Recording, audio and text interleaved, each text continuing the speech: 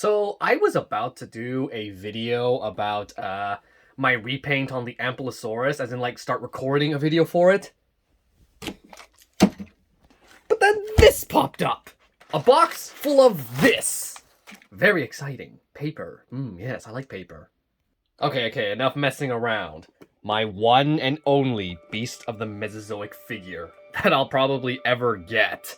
Now, I ordered this dude back in November 3rd, the same day I uploaded, The Hammond Collection Needs These Dinosaurs, on my birthday. Not gonna lie, I was very impatient for it because it was November, they said it would arrive in like December, and then I had to wait till January, then February, now it's March. I am filming this one day before I did my video covering my Jacksepticeye repaint, the Iguanodon.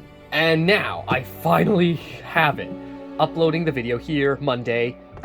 Just take a quick look at the box, yada yada, you know what's inside the box. You've seen Andy's dinosaur reviews just cover everything that goes on in the box, so apparently this is something collectors do, they just show off what's in the box. But enough about that, let's just open this sucker up.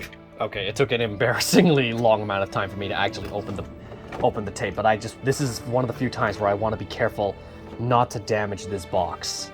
Ooh, I do like this. I like this little background here. It's from like the animated short, so yeah, I like this. Wow, this thing is trapped in here. Okay, let's get the scissors and unleash the beast.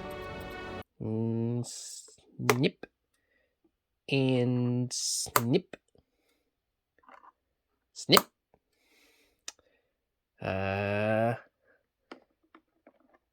Snip. No, I snipped something and he already came out. Ooh, there he is, but he's looking naked without that tail. Let me just take a good look at... Oh, I dropped the tree. I didn't realize. Whoops. Put that back up. Yeah, so I think I have to heat this up in water before plugging it in because these are quite stiff. Oh my god, it's a hefty boy. You are a hefty boy, old buck. Tail, come off for a second. I'm only now realizing just how heavy this little dude is. I mean, I say he's little, but compared to other Styracosaurus toys, this guy's quite big. Oh, and the joints are very stiff. Ooh, wow, okay. Yeah, that's gonna take some getting used to. Wow, super stiff, actually. Yeah, I can see. So I'm gonna heat this guy up, get all the joints moving, get the tail plugged in, let my brother look at it for a while, then we're gonna probably take a look at this thing. BRB. I just noticed Thomas's tail was in the shot the whole time. Get out of here, Thomas. Your time will come on Friday.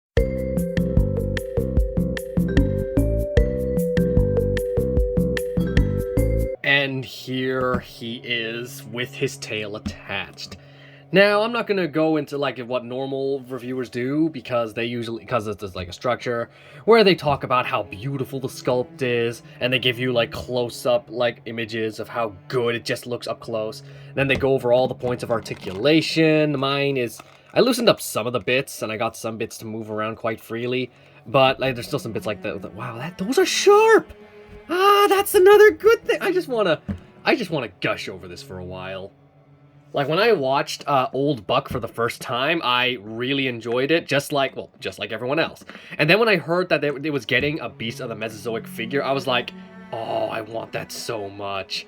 But I know I would never be able to get it. But then, it was my birthday, and my dad, he was pretty on board. He was okay with it. He just got it, and then we had to wait 5 months before it finally arrived. As I just mentioned, it took a long time to get this thing here. And now, it's finally here, and oh, it was worth the wait. This is, let me just talk about how, because this is my first Beast of the Mesozoic figure, so I've only ever seen them on YouTube reviews from Andy's Dinosaur Reviews and Dino Scream Reviews, and I just have this one, and this is enough for me, because, first of all, this thing already costs more than, say, a Pentaceratops, and there's like a little size comparison of the two. And then on top of that, we have to pay an expensive shipping tax as well. So yeah, that's why I wouldn't say the Beasts of the Mesozoic are all that worth it to me. It's also the reason why I prefer my Hammond Collection T-Rex over the Beast of the Mesozoic T-Rex, because that's like, I don't know, 300 Canadian dollars, and this guy only costs like, what, 30? No, not even. I looked at the receipt, it's 27. Granted, that being said, I just got lucky. I walked into Walmart while this thing was like, for some reason, just listed at $27. And I was like, that can't be right. This thing usually costs $80. So this thing is an absolute steal for me. I don't care about the, I mean, yeah, the blunt teeth really do bother me. That's, actually, it's not the feet. I don't really care. The feet, I'm okay with the big feet. But it's like the blunt teeth and the rounded claws and like on the fingertip and even the rounded tail. That's what bothers me the most. But I don't really care because it's like, I got this thing for cheap. Not like you.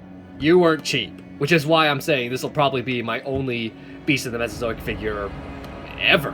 As much as I would love to get my hands on the Guanlong or the Utyrannus, and my brother would love to get the Walking with Dinosaurs style Torosaurus, unfortunately, those are just like dream purchases. But looking at it from the glass half full, that means it makes this guy extra special because he is now one of a kind in my collection. The most highly detailed, highly articulated, highly painted figure in my collection. This guy is going to be displayed on the big shelf with the rest of some of my favorite dinosaur toys. you can see Godzilla just taking a peek over there. I will say there are a few paint defects on mine specifically because of course of course there would be paint defects on mine. But you know, it's like these little tiny paint problems. Okay, no wait, I saw, yeah, there. These really don't bother me that much. It's not like, well, let me see if I can pull up my Hammond Collection T-Rex, actually. Like right there, you can see on like both of the claws, there's like a huge paint defect. That really bothers me because it's like, wow, really? Not one, but both claws? Seriously? But what most people call paint defect, I just call character. I just say, hey, this guy's got a special birthmark. Hey, this guy lost his tooth in battle. But now it's time for some size comparisons. So let's compare him to one of his little brothers, Chomp. Now, Chomp, raise your head up high. Wow, yeah, you cannot stand up. You cannot hold a candle to the old buck here. But in the meantime, we have What Up Noob, who might be an oversized Triceratops. Yeah, I think this is, actually, no, that's kind of appropriate to what the size of Styracosaurus really should be to a Triceratops, right? I mean, it does make the Pentaceratops look rather small, but even then, I think this Pentaceratops is kind of small compared to the real-life variant. I mean, looking at it, I guess it is it's just a little bigger than it, but like, the Beast of the Mesozoic one is even bigger, so, but it's like, it's close enough in size, right? Right? Here's a comparison with Diabloceratops and Nazutoceratops, two Mattel species that are slightly beefier than their real-life counterparts. So then the Beast of the Mesozoic ones are actually a lot smaller, so these guys actually work pretty nicely together. Here he is next to an Albertosaurus. Well, that's not really next to it, but just like sizing up with it. Oh, I'm gonna enjoy pairing you up with the carnivores. And here he is next to a real-life Kevin, bearded dragon. There, good boy, Kevin.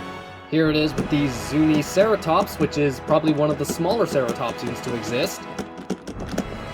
Here it is next to a human being known as Chris Pratt, Lego Bell, Jaco the Knight, Wooden Railway Brio Thomas, my custom painted Hammond Collection Grimm, Stanley Pines, and Molly McGee, who just announced the Season 2 is coming on April 1st. Still trying to determine if that's legit or an April Fool's joke. And here's my attempt of trying to get the Dreadnoughtus into the shot. So I hope you enjoyed my little random talk. It's not really a review, it's just me gushing over how much I love this thing. And, happy, very, very late birthday present to me. Old Buck is now one of the guys. Bye.